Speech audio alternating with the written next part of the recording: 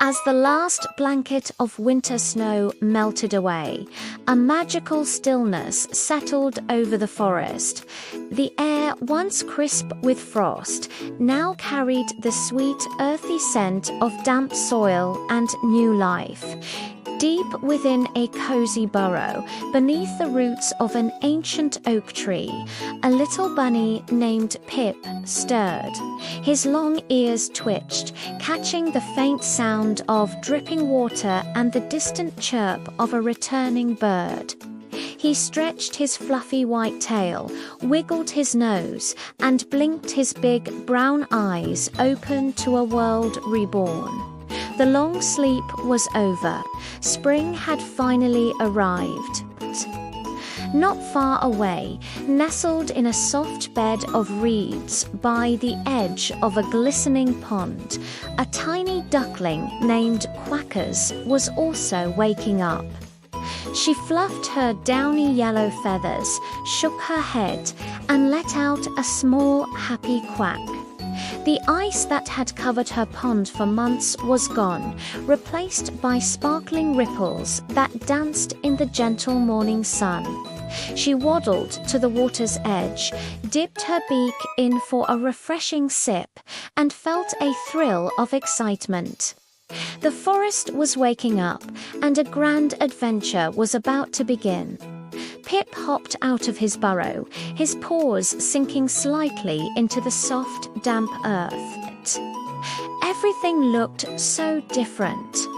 The bare branches of the trees were dotted with tiny green buds, and patches of vibrant green moss peeked out from under fallen leaves. He took a deep, happy breath. It was the smell of new beginnings. He decided to go for a little explore, hopping along a familiar path that now seemed brand new. Meanwhile, Quackers was waddling along the pond's edge, her little webbed feet leaving tiny prints in the mud. She greeted a friendly frog who had just woken up and watched a dragonfly zip past, its wings shimmering like tiny rainbows. The world felt full of wonder. Her path soon led her away from the pond and into the heart of the woods, where she saw a flash of white fur. It was Pip. He was so absorbed in looking at something on the ground that he didn't even notice her approaching. "Pip, you're awake," Quackers chirped happily. Pip looked up, his face breaking into a wide grin. "Quackers, isn't it wonderful? Spring is here." He gestured with his paw to the ground in front of him, and look what I found. There, pushing its way up through the dark soil, was a single, perfect flower. Its petals were a brilliant shade of sunny yellow, so bright it seemed to hold all the light of the morning. It was the very first flower of spring, a tiny beacon of hope and colour in the waking forest. Pip and Quackers stared at it in awe. It was the most beautiful thing they had ever seen. They sat together, side by side, simply admiring the little flower, feeling a shared sense of joy for the new season it represented. Their peaceful moment was suddenly interrupted by a loud rustling in the nearby bushes. A moment later, a young goat with mischievous eyes and two small horns trotted out into the clearing. His name was Gilly, and he was always hungry. Gilly's nose twitched as he scanned the area for a tasty snack. His eyes, sharp and focused, immediately landed on the single, vibrant spot of yellow in the sea of brown and green. The flower. "Ooh, a yummy-looking breakfast," Gilly bleated, his mouth already watering. He took a step towards the flower, his tongue flicking out in anticipation. Pip and Quackers gasped. "No, wait," Pip squeaked, hopping in front of the flower to block Gilly's path. "You can't eat it. It's the first flower of spring." Quackers waddled up beside him, flapping her little wings. "It's special," she added, her voice trembling slightly. Gilly paused, tilting his head. He looked from the determined little bunny and duckling to the delicious-looking flower and back again. "Special?" he scoffed. "It looks specially tasty to me." He tried to nudge Pip aside with his head, but Pip stood his ground. Gilly, being a playful but stubborn goat, saw this as a game. He pranced to the left, and Pip and Quackers scurried to block him. He darted to the right, and they moved with him, a tiny, furry and feathery wall of defense. "Please, Gilly," Pip pleaded. "There are plenty of other things to eat. Look, there are tender new leaves on that bush over there." He pointed with his nose towards a shrub bursting with fresh foliage. Gilly glanced at it, then back at the flower. "But I want that one," he insisted, a stubborn glint in his eye. He lowered his head and took a playful little run, forcing Pip and Quackers to scramble backward. He was getting closer and closer to their precious flower. Realizing they couldn't hold him off forever, Pip had an idea. "Quackers, we need help," he whispered urgently. "Go get the others. I'll try to distract him." Quackers nodded, and with a worried glance back at Pip, turned and ran as fast as her little webbed feet could carry her, disappearing into the trees. Pip now faced the hungry goat alone. He started hopping in circles around Gilly, chattering about everything and anything he could think of the weather. The melting snow, the color of the sky, anything to keep Gilly's attention away from the flower just a few feet away. Quackers didn't have to go far. She quickly found Barnaby the badger, who was methodically cleaning the entrance to his set, and Squeaky the squirrel, who was busy trying to remember where he'd buried his best acorns last autumn. "Emergency, emergency," Quackers panted. "Gilly the goat is trying to eat the first flower of spring."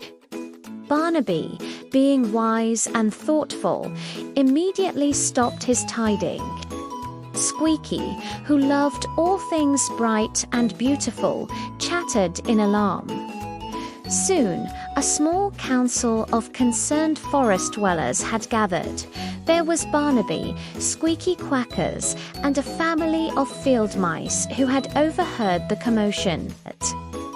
"A direct confrontation won't work," Barnaby said, stroking his chin thoughtfully. "Gilly is too stubborn. We need a clever plan, a gentle one." The animals put their heads together, whispering and nodding. Squeaky suggested building a wall of nuts, but they all agreed Gilly would just eat those too. The mice proposed digging a tiny moat, but that seemed too much work. Then Barnaby's eyes lit up. "I have it," he said calmly. "We won't stop him from eating. We'll simply give him something far more delicious to eat instead. We'll create a grand feast, a trail of treats that leads him away from our little flower." It was a brilliant idea. Everyone loved it. The plan was simple, clever, and kind. It didn't punish Gilly, it just redirected his appetite. Immediately, the team sprang into action.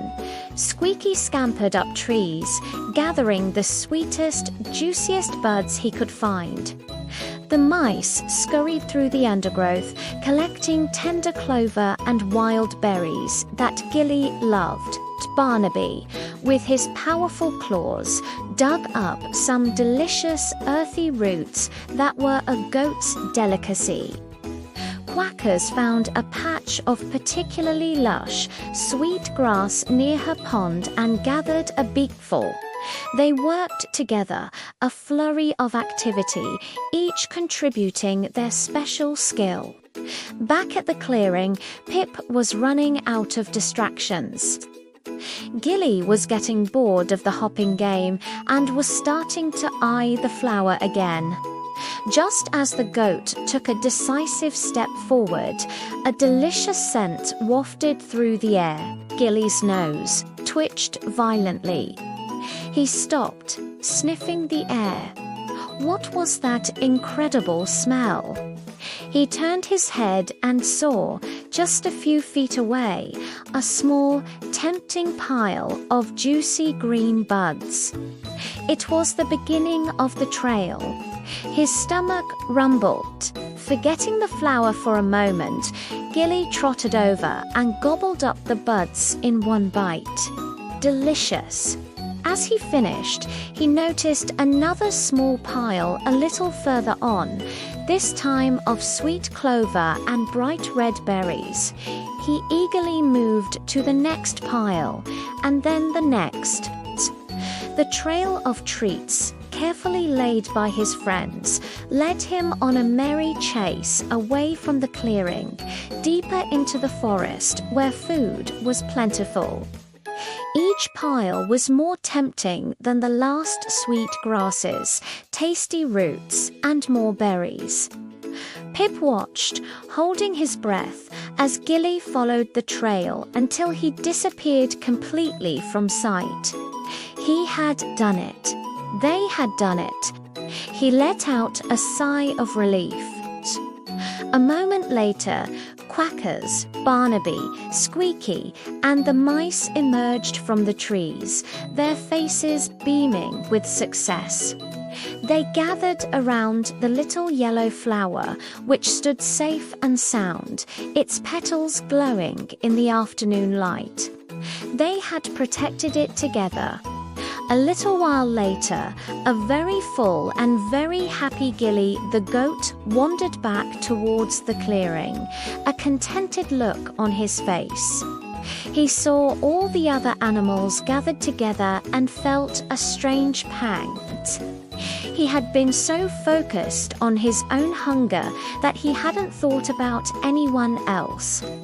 He saw Pip and Quackers looking at him not with anger, but with smiles. He walked over slowly, feeling a little sheepish. "That was the best breakfast I've ever had," he mumbled. "Thank you." Pip hopped forward. "We're glad you liked it, Gilly. We just wanted to protect the flower so everyone could enjoy it." Gilly looked at the little flower, then at the happy faces of the other animals. For the first time, he understood the flower wasn't just food. It was a symbol of their shared home, of the spring they could all enjoy together. "It is very pretty," he admitted quietly. From that day on, Gilly became the flower's official protector. He would often be seen grazing peacefully nearby, making sure no one else bothered it. The animals, now firm friends, spent the rest of the day celebrating. They played games, shared stories, and laughed together around the single, beautiful yellow flower. The forest was truly awake now, not just with new plants and blossoms, but with the warmth of new friendships. And as the sun set, casting a golden glow over the woods, it was clear that this was going to be the best spring ever. Thank you so much for watching our story today. If you enjoyed the adventures in the spring forest, don't forget to like this video and subscribe to our channel for more heartwarming tales. We love sharing these moments with you. See you next time.